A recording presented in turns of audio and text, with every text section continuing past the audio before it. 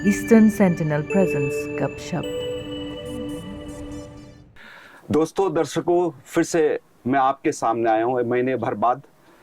तो इस बार मैं आपके सामने जो शख्सियत लेके आए हैं वो ताई तुगुंग है, जो पूरे प्रदेश में एक फिल्म अभिनेता के रूप में जाने जाते हैं और फेमसली ही इज नोन एज चीमा, इसके पेट नेम से जाने जाते हैं। और असलियत में पूरा नाम है ताई तुगुंग जी।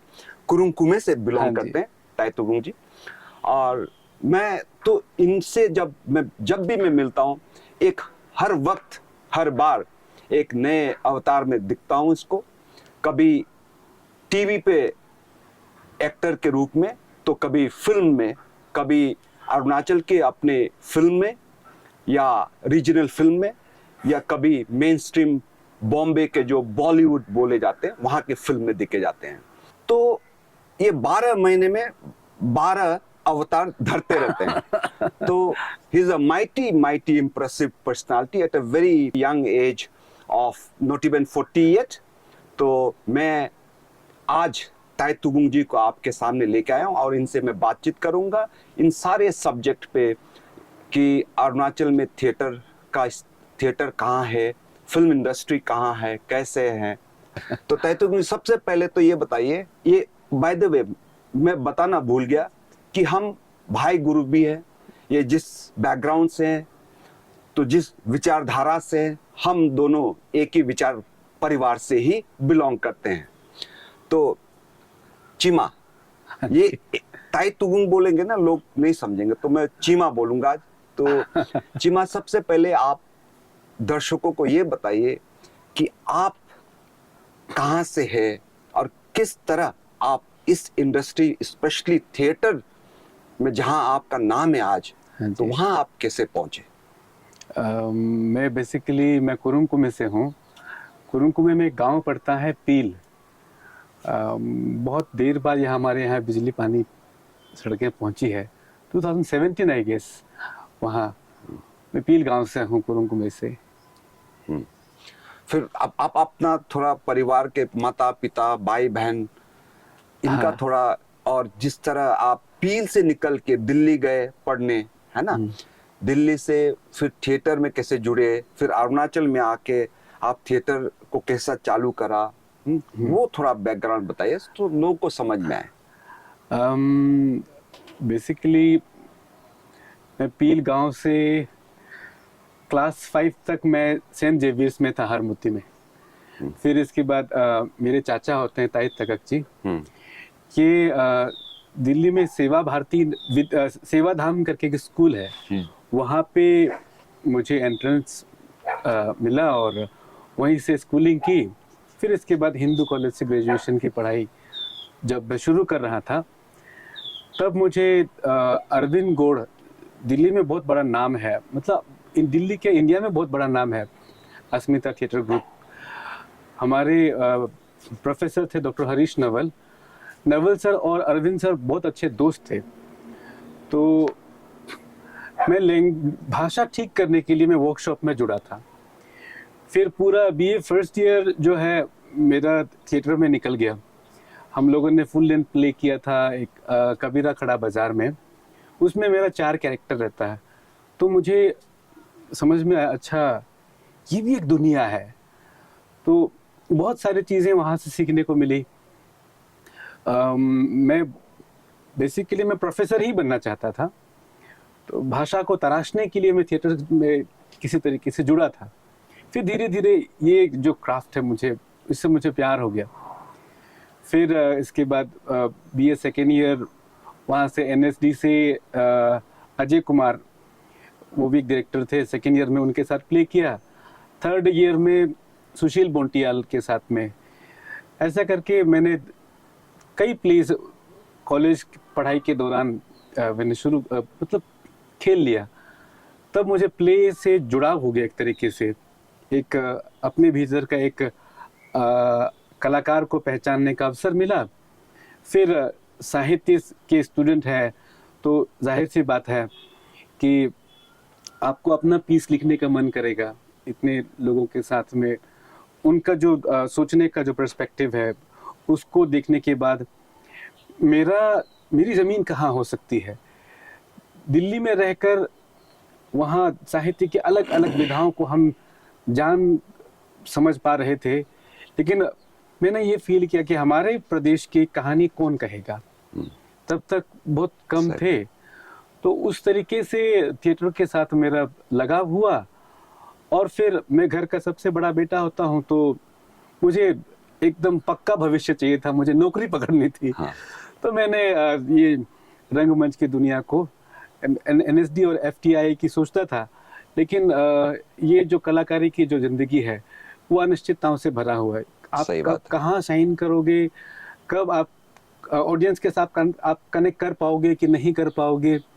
और बॉम्बे जैसे इंडस्ट्री में जाना, मतलब ये हमारे लिए अपरिचय की दुनिया थी। सही बात। तो ग्रेजुएशन खत्म करने के बाद मास्टर्स मैंने यहाँ से RGU से कर लिया।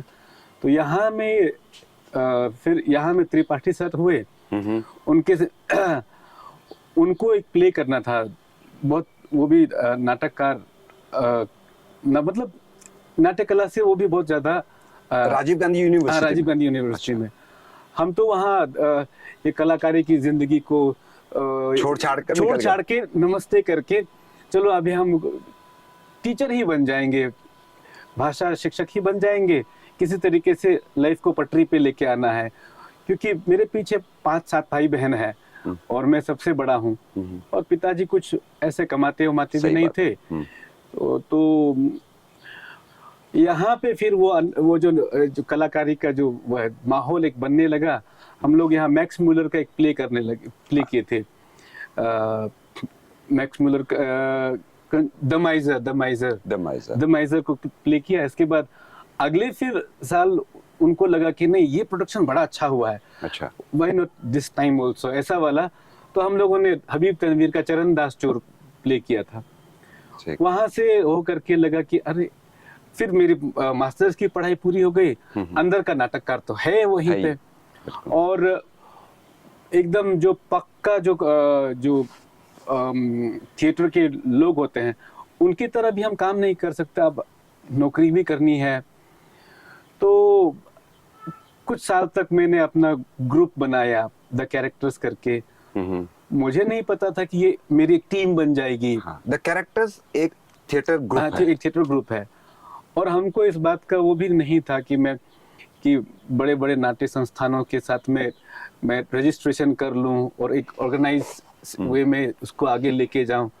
जो भी अर्निंग करते थे उन दिनों, नौकरी से जो कुछ मिलता था, हमारी पत्नी जी और हम दोनों में झगड़ा इसी बात का। तो शादी हो चुकी थी? शादी हो गई थी, एकदम मास्टर्स खत्म की तो हमने ब्याह कर लिए।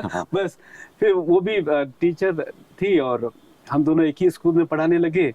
तो जो कुछ सैलरी आती थी हम लोगों ने अपना नाटक टोली को लेकर के उसमें वो कर दिए। हम दोनों में तो मैं इसी बात को लेकर रहता था।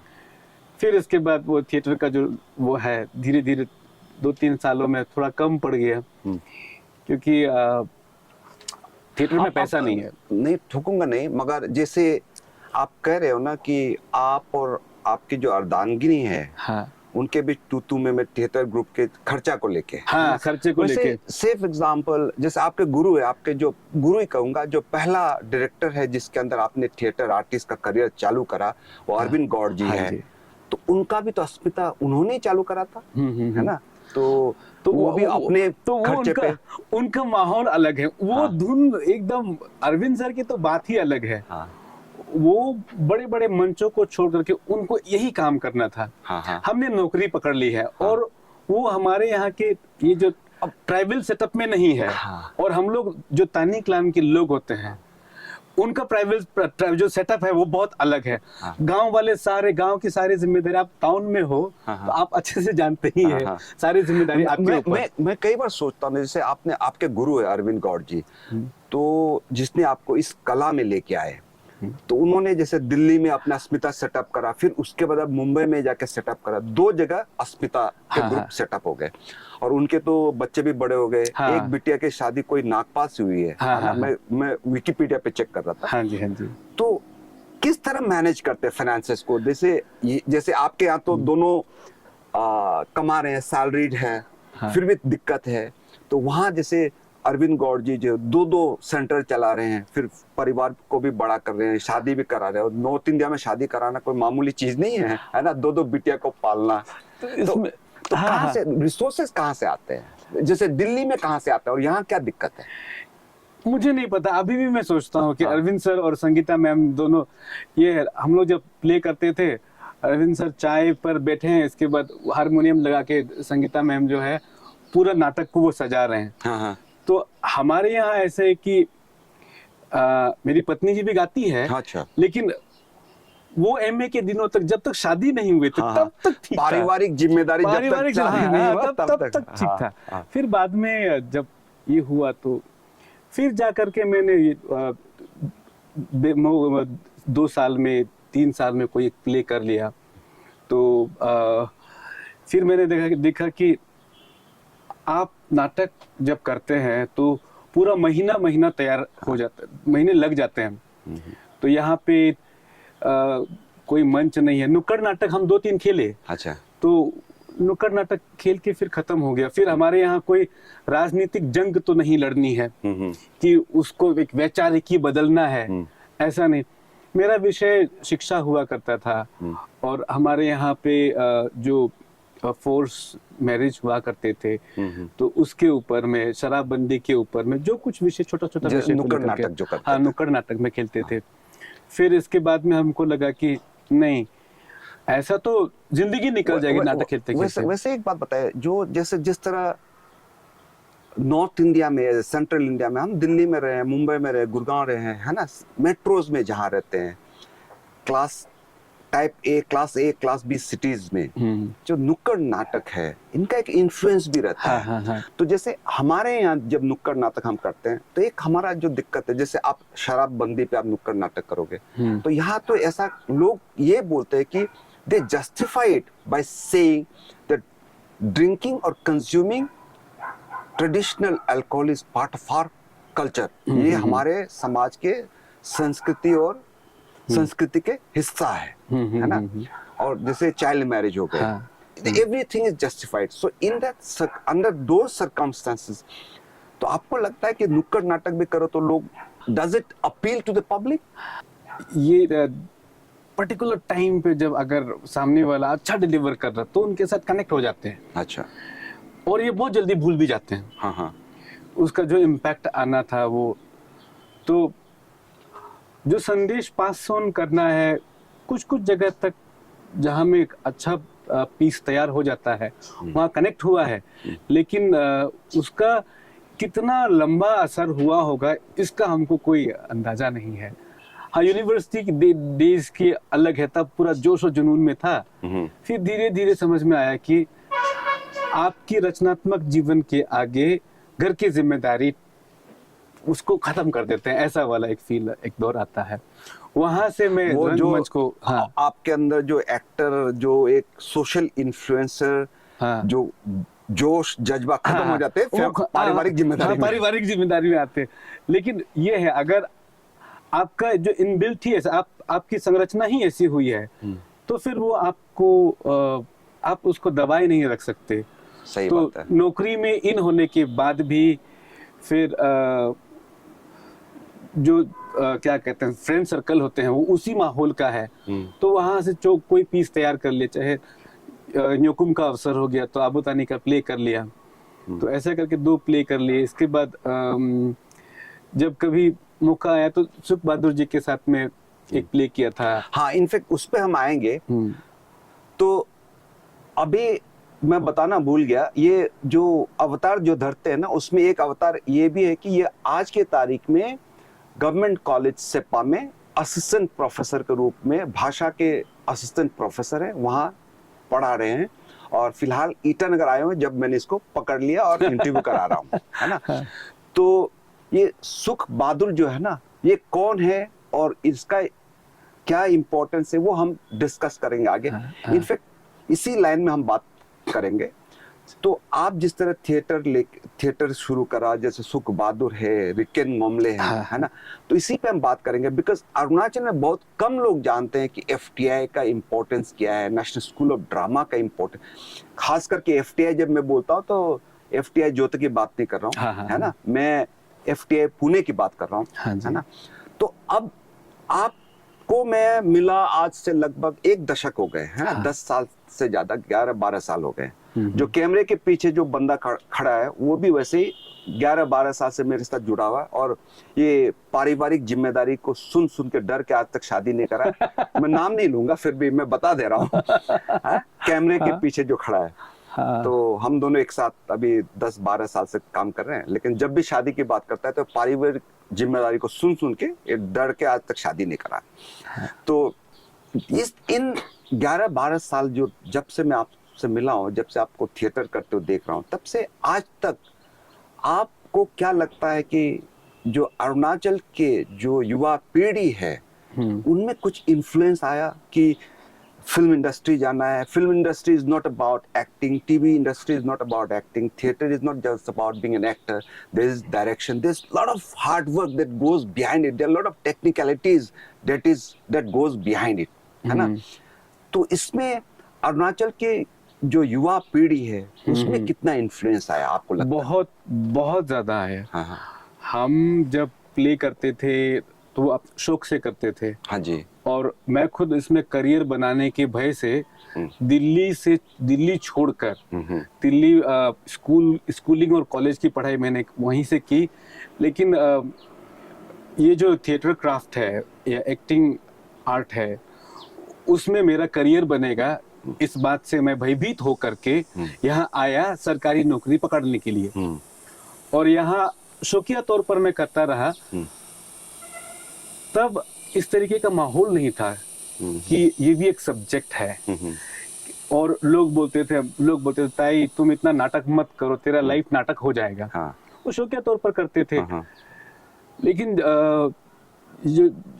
सुख बशेल बोलते हैं उनको, सुख बहादुर, ये पहला नेशनल स्कूल ऑफ ड्रामा से ग्रेजुएट है, तो वहाँ से ग्रेजुएट है। इसके बाद रिकेन मोमले जी आए, फिर इसके बाद में आगे गोगे बाम हुए। वो सुख जी का क्या किस विषय में स्पेशलाइजेशन किस एरिया में करा है? सुख जी का मुझे पता एक्टिंग में था शायद। इसके बाद में रिकेन जी का फिजिकल थिएटर में, और इसके बाद में गोगे प्रोडक्शन डिजाइनिंग में गोगे बाम। फिर इसके बाद में आए इधर काबक पालिन, वो मैथड एक्टिंग में स्पेशलाइज्ड है। और अभी रिसेंटली, मतलब पिछले कोविड से पहले है शायद, उसमें गए हैं काबक पालिन, काबक पालिन के बाद में ये लोद आकाश, लोद आकाश वो एक्टिंग में कर रहे हैं। इसके बाद रिसेंटली अभी तकम मागा का सिलेक्शन हुआ है। अच्छा। तो बैक टू बैक हमारे यहाँ से जो यूथ है, जो थिएटर आर्ट है, इसके इम्पोर्टेंस को समझ रहे हैं, और इसमें करियर देखने में मतलब विश्वास हो रहा है कि ये भी एक बड़ा करियर है। वो जागरूकता पहले नहीं तो थी। इसमें जैसे कोई कैमरा के आगे जो एक्टर कहलाते हैं, हाँ। और पीछे उसके पीछे जो कहानी लिखते हैं, स्क्रीन प्ले, स्टोरी राइटर, है ना। हाँ, ये तो हुआ एक थिएटर। हाँ। जब हम एनएसडी में जब भी इंटरव्यू देते हैं, हाँ। एक ये रहता है कि तुम पढ़ाई क्या, मतलब ये रहता है कि आगे जो थिएटर करने वाला है उनको ये प्रायोरिटी में रखते हैं। बाकी जब एक्टिंग की बात आती है तो लोग स्क्रीन में जाना पसंद करते हैं। दिखना चाहिए। हाँ, दिखना चाहिए। ये लोग मैक्सिमम लोग झूठ बोलते हैं कि हम आगे जा करके थिएटर करेंगे, अपने रीजन वापस जाएंगे, थिएटर कल्चर को आगे लेके जाएंगे, ऐसे बोलते जरूर है, लेकिन आखिर में जा करके वो पर्दे में जाते बॉम्बे। तो बहुत कम लोग हैं। यहाँ पे मैं देख रहा हूँ कि पालिन ये काम कर रहा है, काबक पालिन। हाँ, मेथड एक्टिंग में। तो ये मेथड एक्टिंग जो है ना, जो लोग कहते हैं एनएसडी के, अभी फिलहाल मुंबई जो बॉलीवुड में है, जैसे मनोज वाजपेयी हो गए, हाँ। पंकज त्रिपाठी हो गए, उस तरह के जो एक्टर्स है, जो ट्रेन्ड एक्टर्स, और बहुत सारे लोग हैं जो who are being very successfully. देखिए, मेथड एक्टिंग जो हमको जितना समझ में आता है, you really need not to have the face, है ना, लेकिन अपनी एक्टिंग के दम पे, एक्टिंग के बल पर जो फिल्म को आगे ले जाने की जो जिम्मेदारी निभाते हैं, है ना। तो आपको एक आइडिया मिल जाएगा। मैंने कभी मिला नहीं है पालिन से, फिर भी आई एम श्योर जब उनको एनएसडी ने सेलेक्ट करा होता दम होगा लड़के में। बहुत बहुत दमदार है, बहुत ही टैलेंटेड लड़का है। और अभी हाल ही में इसने अभी वहां से पढ़ाई भेड़िया में वो सेकंड लीड में था। अच्छा, वरुण वो धवन के लड़का, जो हाँ। घुंघराले बाल वाला। हाँ। तो भेड़िया प्रोजेक्ट खत्म होने के बाद अभी बता रहे हैं कि कुछ और प्रोजेक्ट कर रहे हैं बॉलीवुड में। Very good. तो अभी जो बोलते हैं कि थिएटर को अपने गांव वापस जा करके थिएटर कल्चर को आगे बढ़ाना, वो काम कर रहे हैं। इनके एक बहुत बढ़िया प्ले हुआ था, नया गिटार। फिर इसके बाद अभी एक अंदर जो हमारे यहाँ में जो हमारे प्रदेश का जो प्रेजेंट सिनेरियो है, ये तो हो गए स्क्रीन के सामने जो दिखने वाला, हाँ। है ना। तो जैसे कोई है जो डायरेक्शन में कर रहे हैं, सिनेमेटोग्राफी कर रहे हैं या स्क्रीन पे कर रहे हैं? हाँ, इसमें लोग सोचते हैं कि मतलब थिएटर बहुत, मतलब थिएटर और फिल्म बहुत अलग है, अलग चीज है। बहुत अलग चीज है। तो मैं जिस तरीके से शिफ्ट हुआ था, मुझे लगा थिएटर में सुबह मतलब आपको ना रिहर्सल करते करते उस जगह से, वो एम्बियंस से आपको प्यार हो जाता है। वहाँ की धूल मिट्टी में एक खुशबू आने लगती है। हाँ। उसी में रमते हैं और थिएटर वालों को पैसों से भी मतलब नहीं रहता है। वो पक्के धुन के होते हैं। लेकिन आखिर में जा करके आपको आपका काम, चलो इधर में ऑडियंस क्लोज कांटेक्ट में आपको सेटिस्फेक्शन तो मिल रहा है, लेकिन उसमें पैसा नहीं है। पैसा है स्क्रीन में। तो इसमें क्या कहते हैं, इस शायद ये बारीकी को लोग समझ गए हैं, हमारे यहाँ के यंगस्टर भी समझ रहे हैं। तो एनएसडी के बजाय लोग एफटीआईआई में पढ़ना पसंद कर रहे हैं, एफटीआईआई पुणे में। तो वहाँ हमारे प्रदेश के कॉन्टेक्स्ट में अगर आप देखें तो न्यागो एते, जिनकी अभी फिल्म रिलीज होने वाली है, संगी गाय। तो उससे पहले कौन से भाषा में? ये निशी हिंदी में है। अच्छा। 60% निशी में रहेगा, 40% ये हिंदी में। अच्छा, ये इनका he is a film producer और डायरेक्टर वो बेसिक न्यागो एते। ओके, एक गालो ने निशी हाँ। फिल्म बनाया। Very good. हाँ, तो न्यागो भाई जो है सिनेमेटोग्राफी करके आया है। अच्छा। और इसके बाद में अभी तवारिमा एक्टिंग, क्या कहते हैं, एनएसडी का एंट्रेंस क्लियर किया। ताबारिमा वही ना जो रील शॉर्ट्स बनाते रहते हैं? हाँ। अच्छा, वो तो अभी भी आते नहीं, अभी कम आते हैं। अभी कम आते हैं। 1.5 साल जैसे हो गए, 1.5 साल हो गए, कम आते हैं। हाँ। तो वो रीमा अभी क्या कहते हैं, कभी मिला नहीं, लेकिन उनका रील्स शॉर्ट्स देखता रहता हूँ। वो अभी स्क्रीन क्या कहते हैं, एक्टिंग की मतलब पढ़ाई कर रहे हैं। Very good, very nice. तो मुझे सुनने में आया कि नासिरुद्दीन सर जो है उनको पढ़ाने के लिए आते हैं। हाँ, नासिरुद्दीन तो एफटीआई के ही अलुमनी है। हाँ ना। हाँ, एफटीआई पुणे। तो वहां से मतलब ओमपुरी, नासिरुद्दीन ये एक ही बैच के हैं। हाँ। रीमा हम लोगों ने भी बड़े यहाँ के क्या कहते हैं, रीजनल फिल्म्स में काम किए। तो उनको लगा कि अपना ये क्राफ्ट को और तराशना चाहिए। अच्छा, तो प्रिपरेशन किए, अभी एफटीआई पुणे से पढ़ाई कर रही है। तो फिर वो अपना काम को लेके अभी बहुत सीरियस है। फिर इसके बाद में यहीं से सुनने में आया कि एक बहन पासीघाट से, एक इधर से लोअर सुबनसिरी से, और रिसेंटली राइटिंग में कीपा आयु, अभी संगी गाय में वो असिस्टेंट एडी के रूप में काम कर रही थी। वो स्क्रीन राइटिंग में अभी एफटीआई गई है। मतलब यंगस्टर्स जो है बहुत सीरियस है फिल्म मेकिंग को लेके, अभी एक्टिंग को लेके, यहाँ इसकी बारीकियों को अभी समझते हैं। लोग समझने भी लग गए ना, इसमें करियर बन सकते हैं। हाँ। आपके हमारे समय में एक तो दिक्कत है कि हमारे पेरेंट्स, माता पिता जो है कभी स्कूल गए नहीं, है ना। तो हम आप हो गए फर्स्ट जनरेशन जो स्कूल गए, और एक्सपोजर भी कम थे। अब क्या है कि पिछले 5-10 साल में हमने जो देखा है, बहुत सारे फिल्म इंडस्ट्री, बॉलीवुड से भी लोग यहाँ आ रहे हैं। हाँ, बहुत लोग आ रहे हैं फिल्म शूटिंग करने वगैरह। जैसे आपने बेड़िया का नाम लिया अभी। हाँ। तो बेड़िया में आपने भी कुछ किरदार निभाया है। बेड़िया में मैं पुलिस इंस्पेक्टर का रोल प्ले किया था। तो वो एक्सपीरियंस कैसा रहा? क्योंकि आप यहाँ हमारे जो रीजनल प्रोडक्शन है, लोकल प्रोडक्शन, उस पर भी काम करा, और बेड़िया जैसे ह्यूज बजट लार्ज कैनवस वाले मूवी बॉलीवुड मूवी में भी काम करा, तो आपका एक्सपीरियंस कैसा रहा और आपको क्या लगता है कि कहाँ गैप कहाँ है या सिमिलरिटीज कहाँ है? मुझे लगता है कि मुझे कोई गैप इस तरीके से नजर नहीं, बस पैसों का लेवल का फर्क है। अच्छा। टेक्निकली हमारे लोग अभी पूरी तरीके से तैयार है। अच्छा। आपको प्रोफेशनल सिनेमेटोग्राफर मिल जाएगा, आपको थिंकिंग राइटर मिल जाएगा। अच्छा। अभी मनकप करके एक छोटा भाई है, वो राइटिंग डायरेक्शन में पढ़ाई कर रहे हैं। तो ये हमारे यहाँ के मतलब बेसिकली फिल्म ग्रामर को यंगस्टर समझ चुका है। अच्छा। और इस डायरेक्शन में बहुत सीरियसली लोग काम कर रहे हैं। तो फर्क सिर्फ इतना है, आइडियाज इनके पास में है, टैलेंट इनके पास है। अब ये है कि बड़े मार्केट पे उतारने के लिए उनको बिलीव करने वाला प्रोड्यूसर चाहिए बस। मेहनत करके मैं इन लोगों के साथ काम करते करते मैं जान रहा हूँ, मैं खुद चौंक जाता हूँ कि इतना जुनूनी कोई कैसा हो सकता है। इनको पता है कि आगे बहुत चैलेंजेस है। यहाँ पे ऐसा एक फिल्म कम्युनिटी तैयार हो गया है जो सिर्फ और सिर्फ बाकी साइड बिजनेस नहीं करके फिल्म मेकिंग के थ्रू ही ये लोग लाइफ में सरवाइव करना चाहते हैं। आम जनता या हम जैसे लोग हैं जो फिल्म बनाने से जुड़ा नहीं हुआ है, है ना, हम तो डिस्कनेक्टेड लोग हैं, है ना, कि इनके पीछे कितना मेहनत लगता है, क्या लगता है। से फॉर एग्जांपल अरुणाचल के अंदर इफ आपने भेड़िया तो नेशनल एक लार्ज कैनवस वाले फिल्म हो गया, आपने छोटे बजट पे भी काम करा, जैसे 0 किलोमीटर ईटानगर 0 किलोमीटर शायद, है ना। तो उस जैसे फिल्म को बनाने में कितना खर्चा लगता है? 0 किलोमीटर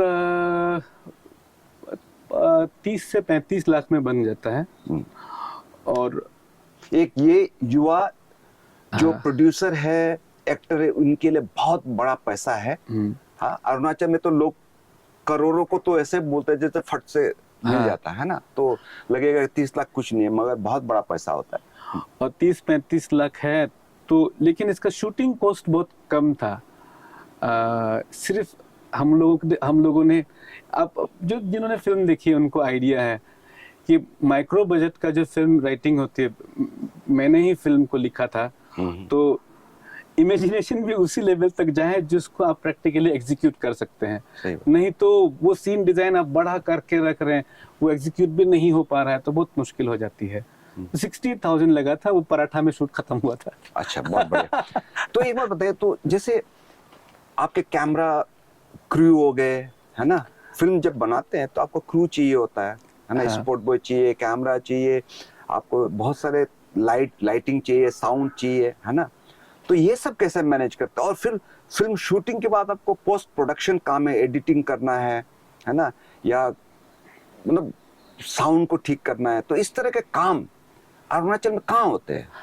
अभी ये 5 साल, पिछले 5 सालों में, पिछले एक दशक की छोड़ दीजिए, 5 सालों में जो रैपिड ग्रो हुआ है, अभी बॉम्बे दूर नहीं है, गुवाहाटी बॉम्बे कनेक्शन यहाँ से होने लगा है। अच्छा। तो लोगों के पास साउंड स्टूडियो अभी तैयार हो गया है, जहाँ पे हम लोग डबिंग वगैरह कर सकते हैं। और म्यूजिक और लाइट का जो सेंस है, एकदम मतलब जमीन आसमान का फर्क है। अच्छा। आप देखेंगे कि पहले की हम लोगों की इनिशियल डेज की जो फिल्म्स है, उसमें न लाइट है, न मेकअप है, कुछ नहीं है। और ऐसा है कि एक सीन को जिंदा करने के लिए जो मिनिमम रिक्वायरमेंट जो रहता है, उसमें मिनिमम से भी मिनिमम की सुविधा नहीं होती है। हाँ। तो सबको चलाना पड़ता है। हाँ। तो क्या बोले, ये जो ट्रॉली शॉट, ये क्या कहते हैं, क्रेन शॉट को लगाने के लिए बम्बू में लाठी बांध के धीरे से ऐसा झूठ के लेके आते हैं। फिर इसके बाद में कुछ था ही नहीं है। अभी बहुत सारी चीजें खुल गई हैं। अभी एक तो ये है कि हमारा जो बैच में हम जिस उम्र से हम स्ट्रगल साथ में करके आए हैं, तो बॉम्बे में ये लोग अपनी पहचान बना चुके हैं, तो उनके साथ बातचीत हो जाती है। तो जिस स्कूल से ये लोग पढ़े, अभी न्यागो भाई है, न्यागो भाई का जो लाइट के लिए जो आया था वो साउथ इंडिया का लड़का था, अखिल। अभी वो हेल्प करने के लिए आ गए। अच्छा। और इसके बाद उन्हीं का बैचमेट है, तो वहाँ से आर्ट डिजाइन के लिए साथी मिल गए। तो हमारे यहाँ भी ऐसा हो गया कि यार साउंड की परेशानी होती है, पहले तो वो लिंक ही नहीं पता था स्टूडियो कहाँ है, कैसा है। तो एक बात बताइए, बच्चों वाला सवाल है, फिर भी आउट ऑफ क्यूरियोसिटी मैं पूछ रहा हूँ, ये मेकअप आर्टिस्ट जो होते हैं ये फिल्म इंडस्ट्री वाले अलग होते हैं या ये ब्यूटी स्पा वाले मेकअप आर्टिस्ट ही होते हैं? ये बहुत अलग है, बहुत अलग है। ये अच्छा। मेकअप आर्टिस्ट जो है वो तो कैरेक्टर मेकअप आर्टिस्ट है। अच्छा। आपको मेकअप करना मैं तो मैं भी है। सोच रहा था स्पा तो बहुत है, यहीं से ले जाते हैं नहीं मेकअप नहीं आर्टिस्ट। नहीं, हाँ।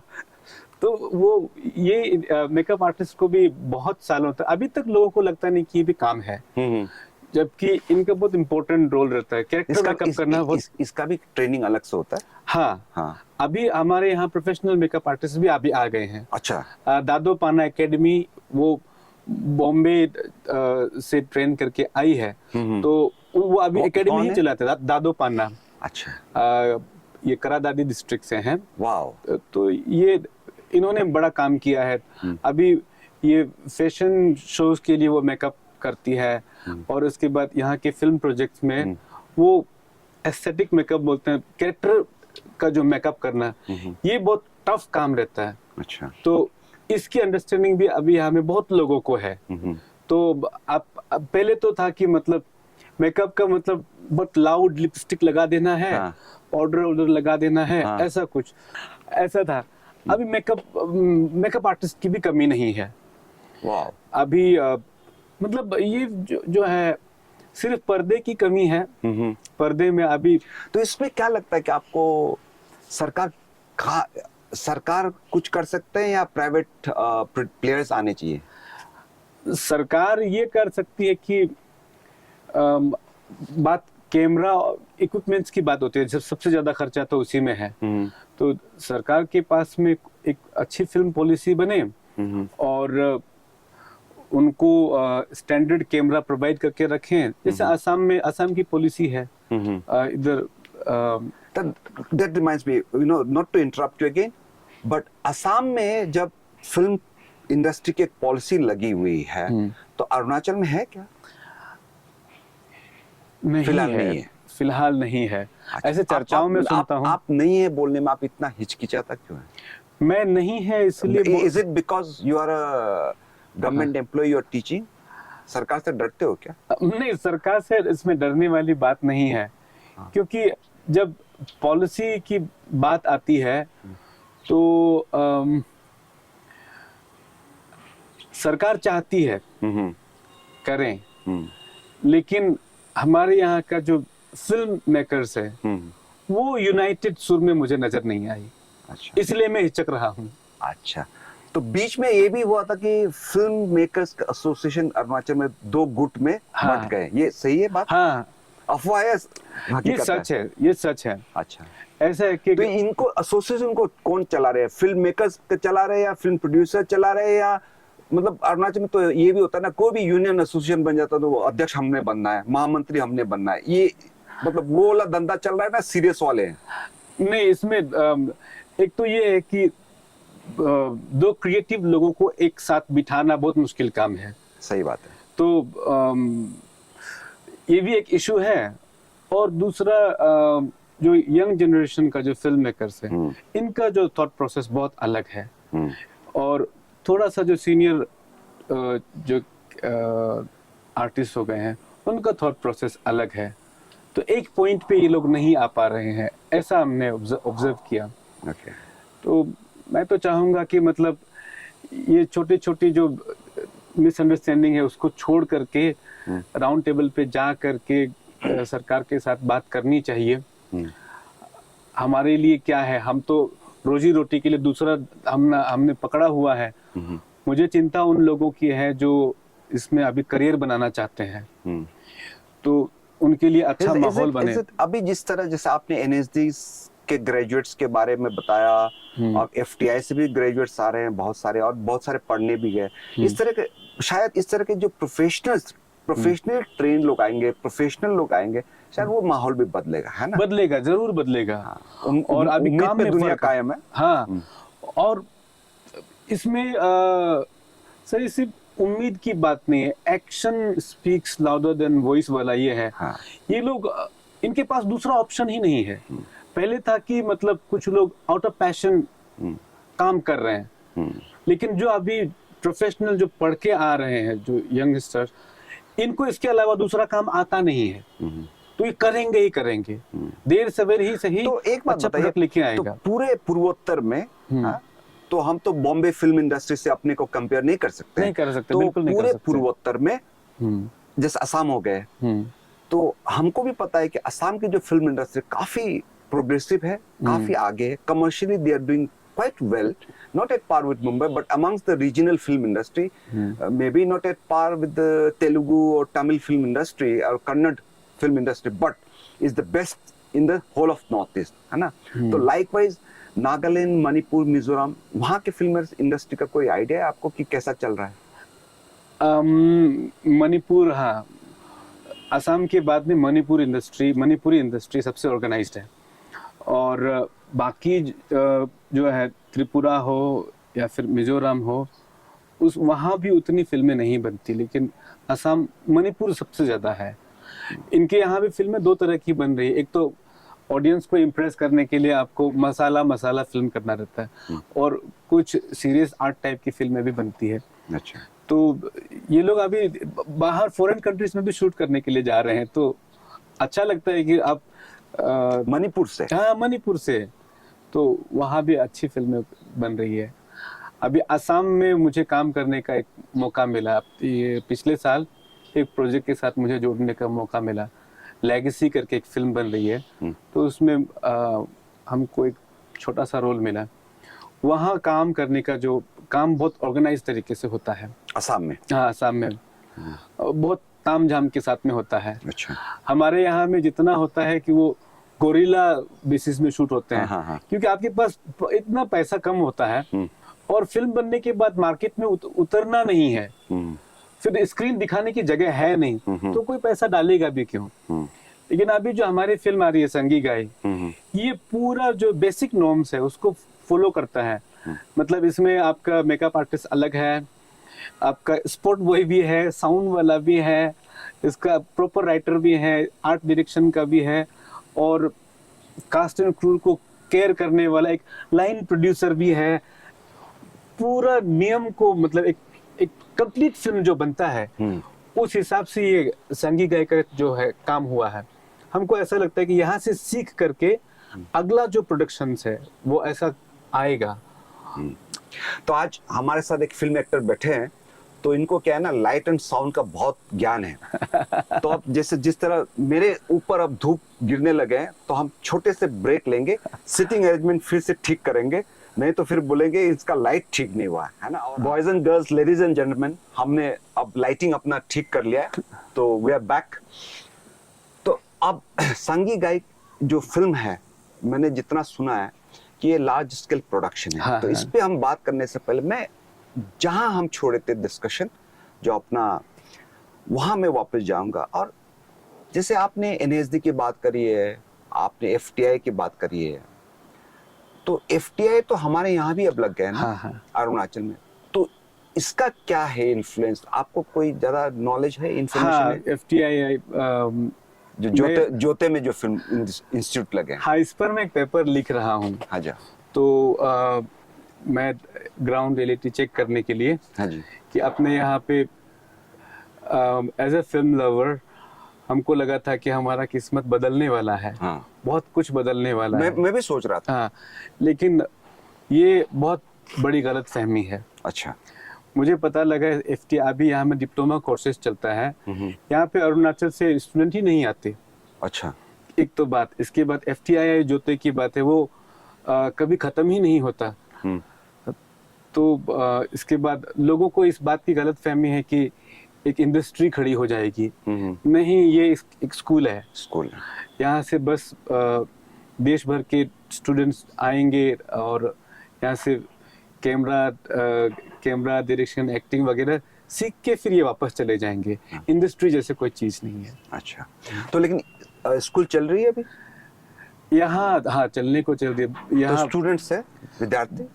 बहुत लिमिटेड लोग हैं। हाँ। एक बेसिक इनटेक कैपेसिटी कितना है और फिलहाल कितने बच्चे हैं वहाँ पे पढ़ाई करने वाले? ये डिप्लोमा कोर्सेज के लिए आते हैं। हाँ, डिप्लोमा के 6 महीने के? आई गेस 3, मुझे भी इसका एग्जैक्ट नहीं पता। अच्छा, कि- मतलब एफटीआई जो है एक ब्लैक बॉक्स की तरह है हाँ, कि उसके अंदर क्या हो रहा है किसी को ज्यादा ज्ञान नहीं है, नहीं है। और शायद बॉक्स भी नहीं बना है आज तक, है ना? इंस्टीट्यूट भी आज तक कंप्लीट नहीं हुआ, नहीं हो पा रहा है।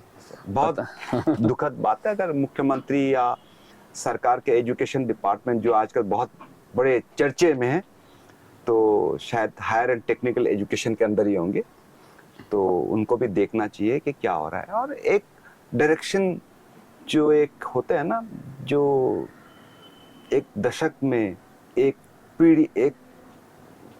पीढ़ी भर के लिए जो एक इंस्टीट्यूट अच्छा बन सकता है, उस पे क्या हो रहा है, इस पे सरकार को भी ध्यान रखना चाहिए।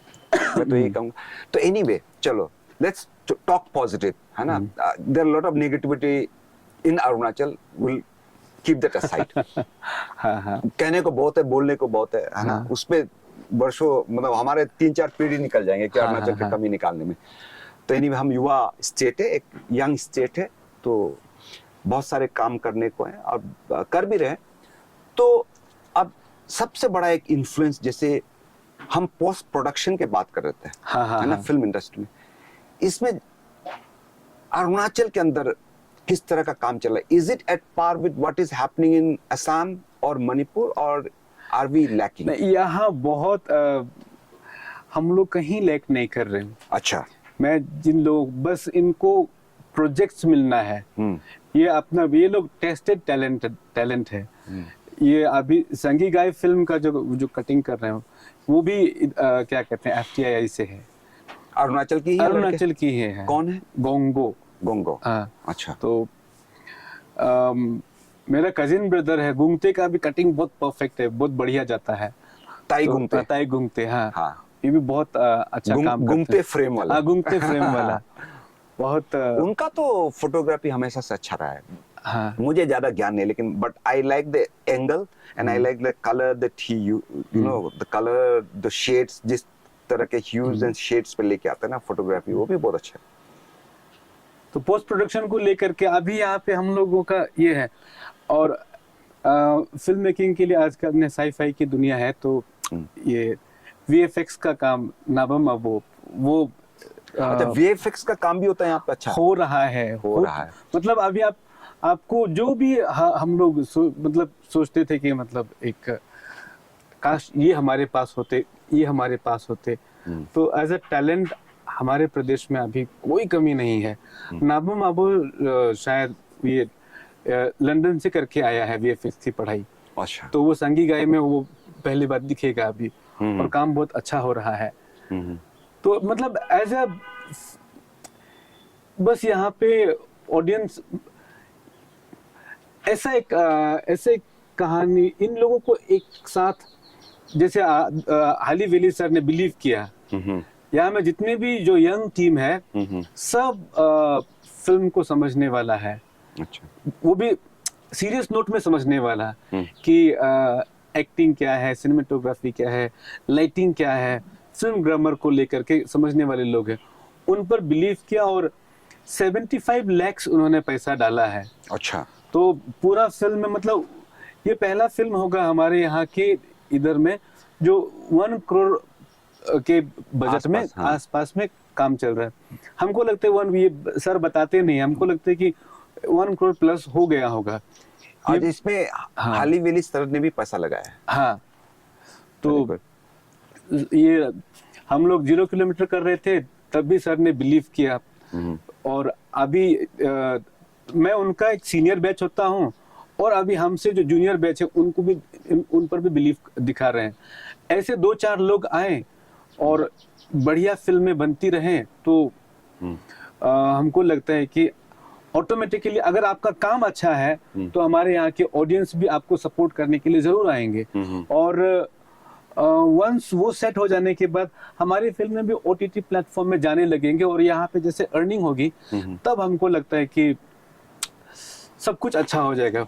इनफैक्ट मैं वही बोलने वाला था, जैसे कि we have to work within our constraint.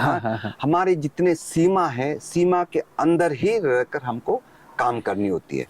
तो उस संदर्भ में मैं यही कहना चाह रहा था कि आपने ओटीटी की बात करी, मैं उसी पे आ रहा था। बिकॉज जो दुनिया जो है ना, आप देखिए, लोग पहले बोलते थे बड़े पर्दे पे दिखना चाहिए, है ना। तो लोग टीवी एक्टर्स जो है, फिल्म इंडस्ट्री वाले जो बड़े पर्दे पे जो एक्टर एक्ट्रेस जो दिखते, तो टीवी वालों पे लुक डाउन करते थे। मानो नहीं मानो, ये होता था। लेकिन एक अब टेक्नोलॉजी एडवांसमेंट के साथ ऐसा हो गया कि टीवी तो बहुत बड़ा चीज है, ओटीटी प्लेटफॉर्म तो मोबाइल पे आ गए हैं।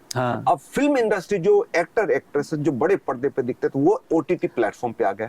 और अच्छा, ओटीटी पे अच्छा काम चल रहा है। तो अरुणाचल के कॉन्टेक्स्ट में लो बजट है, उस पे आप ओटीटी पे ज्यादा काम नहीं कर सकते क्या? उसमें भी खर्चा उतना ही आने वाला जितना बड़ा जो बड़े पर्दे पे हो रहे थे खर्चा। अभी इसमें बस बिलीव की बात है। कोई पैसा डालने वाला हो, यंग टीम तैयार है, और ये किसी भी मतलब दुनिया के किसी भी कोने में जो बेहतर से बेहतर फिल्में बन सकती है। पहले तो था कि मतलब पैसा डाले क्यों, इसका रिटर्न कैसे होगा, कुछ आइडिया नहीं, रेवेन्यू मॉडल था ही नहीं। अभी जो यंग जनरेशन आया, यंग ब्रिगेड आया है, हर एक डिपार्टमेंट में वो बहुत सिक्योर है, और हमारे यहाँ की यूनिक स्टोरीज है। उनको अब प्रेजेंट बस पैसे डालने की बात है। यहाँ पे कोई मतलब या सरकार की तरफ से कोई बैकअप मिल जाए। एक सेफ एग्जांपल, ओटीटी में आपको एक सेफ एग्जांपल 5 एपिसोड के, है ना, 5 एपिसोड मान के 30-30 मिनट के 5 एपिसोड बन गए। तो आपके 5-30 तो 150 मिनट के, तो 150 मिनट में तक फिल्म भी बन जाता है आराम से। तो 5 एपिसोड बनाने में खर्चा कितना होगा? वो आपकी स्टोरी लाइन पर डिपेंड करता है। आप कौन सा स्टोरी पिकअप करते हैं, तो उसमें कैमरा रेंट ही इतना महंगा पड़ता है उस स्टैंडर्ड तक जाने के लिए। तो सेफ एग्जांपल, अगर सरकार एक कॉमन रिसोर्सफुल बना देता है कि कैमरा यहाँ है, जैसे असम में हो रहा है, तो सरकार उस तरह बना दे, और प्रोफेशनली जो सर्टिफाइड लोग हैं, जो एनएसडी एफटीआई ट्रेन लोग हैं या एफटीआई जोते से ट्रेन लोग हैं, उनको ही इक्विपमेंट लेने की जिम्मेदारी या रेस्ट्रिक्शन लिफ्ट कर दे, तो चल सकता है इंडस्ट्री? बिल्कुल चल सकता है। और यहाँ छोटा छोटा प्रोडक्शन हाउसेस अभी बहुत सारा है, अच्छा, जो इस काम को लेके सीरियस है। तो इन लोगों को इक्विपमेंट्स लेवल पे सब्सिडी मिल जाए, या फिर इक्विपमेंट्स ही लेके एक रेंटल दे दें, तो हमको नहीं लगता है कि सरकार नुकसान में है। उससे सरकार की अर्निंग भी होगी। तो वो अगर हो जाता है तो ओटीटी प्लेटफॉर्म में जाने में आप 40-50 लाख में बढ़िया काम दे देगा। बहुत बहुत पैसा अच्छा कमा के ये तो सरकार कर भी सकते है। अगर फिल्म एसोसिएशन वाले सरकार को ये प्रपोजल क्यों नहीं देते आज तक?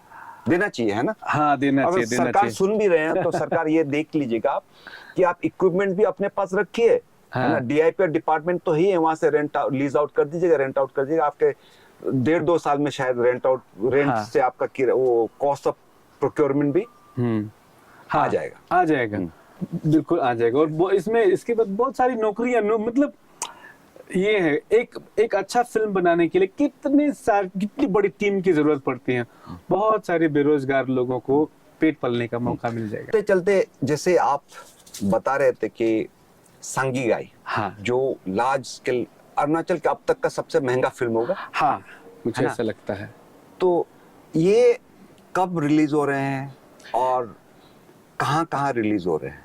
हाँ, इसको तो मैं फ्रेम में देखकर बोलूंगा। इसमें ये बहुत इम्पोर्टेंट ये है, प्रोजेक्ट है। एक फिल्म आ रही है सांगीगाई, जिसका ट्रेलर आप लोगों ने देखा होगा। बहुत लोग अगर नहीं देख पाए हैं तो सांगीगाई टाइप कीजिए, आपको दिखाई पड़ेगा। एक अच्छी फिल्म बनकर तैयार हो, और न्यागो एते के डायरेक्शन में एक फिल्म बनकर तैयार हो रहा है। ये 7 तारीख को डीके कन्वेंशन हॉल में 2 शो लगेगा, और इसके बाद 8 से लेके पूरा 1 हफ्ता अरुणाचल प्रदेश के तमाम सिनेमा हॉल्स में स्क्रीन में लगेंगे। असम में कुछ स्क्रीन में चलेगा। तो टोटल कितने स्क्रीन लग रहा है? ये मुझे इसका डिटेलिंग मुझे नहीं पता है। और ये दिल्ली में भी, मतलब मुझे जानकर खुशी हुई कि दिल्ली में भी ये फिल्म जो है ये स्क्रीनिंग होने वाला है। और यागो भाई से मैं डिस्कस कर रहा था, बॉम्बे में कहीं कोई स्पॉट मिल जाए, वहाँ का जो हॉल है बहुत बिजी रहता है, तो उसमें जगह बनाना मुश्किल रहता है। तो हो सकता है कि आप लोग आइए और इस फिल्म को सपोर्ट कीजिए और ये बिलीफ दीजिए कि आपकी फिल्में बड़े पर्दे में भी देखी जा सकती है। ऐसे ही तो ग्रो करना पड़ेगा हम लोगों को। हमारी टीम ने बहुत ज़्यादा मेहनत की है, आपको डिसअपॉइंट नहीं करेंगे, ऐसा हम विश्वास करते हैं। तो दोस्तों, दर्शकों, अरुणाचल के जो फिल्म इंडस्ट्री के जो जर्नी है, फिल्म एक्टर थिएटर के जो जर्नी है, वो जहाँ से चालू हुआ, जहाँ से स्टार्ट हुआ, शुरू हुआ, वहाँ से चलते हुए काफ़ी लंबा सफ़र तय कर चुके हैं। जो लोग कहते हैं ना, मेरी माँ मेरी धर्म फिल्म के बाद आप सोचिए कहाँ से कहाँ पहुँच गए। सो हर पीढ़ी दर पीढ़ी जो प्रोग्रेस जो दिख रहा है, उससे तो हमारे उम्मीदें काफ़ी है। और जिस तरह आज हमारे चीमा भाई ने बताया है कि लोग टेक्निकली जिस तरह पढ़ के लिख के आ रहे हैं, वो क्वालिफिकेशन लेके आ रहे हैं, उससे तो हमें काफ़ी उम्मीदें हैं। और जिस तरह साहिर लुधियानवी के जो एक दो लफ्ज मैं कहना चाहूँगा कि कलोर आएंगे लफ्जों की खिलती कलियां चुनने वाले, कलोर आएंगे लफ्जों की खिलती कलियां चुनने वाले, हमसे बेहतर कहने वाले, हमसे बेहतर सुनने वाले। बिल्कुल। तो मेरी माँ मेरी धर्म फिल्म के जो एक्टर एक्ट्रेस है, उनसे अच्छा एक्टिंग उनके पीछे वालों ने करा। तो जैसे ये इनके जो पीढ़ी है 0 किलोमीटर, और इन्हीं के पीढ़ी के अंदर अब लार्ज स्केल प्रोडक्शन हो रहे हैं, है ना, सांगी गाय। और जिस तरह इन्होंने बताया कि दिसंबर 7 को रिलीज हो रहे हैं और दिसंबर 8 से स्क्रीनिंग है। हाँ। तो आप सब दर्शक, the film lovers of Arunachal, you should come out in large number. आप आइए और इनको सपोर्ट कीजिए और इस इंडस्ट्री को एक इंडस्ट्री के शकल देने में आप मदद कीजिएगा। बहुत बहुत धन्यवाद। फिर से नेक्स्ट एपिसोड में हम आपके सामने और एक शख्सियत को लेके आएंगे। इस तरह से जो अरुणाचल के जो अननोन फेसेट्स है, उनको आपके सामने हम रूबरू कराएंगे। बहुत बहुत धन्यवाद।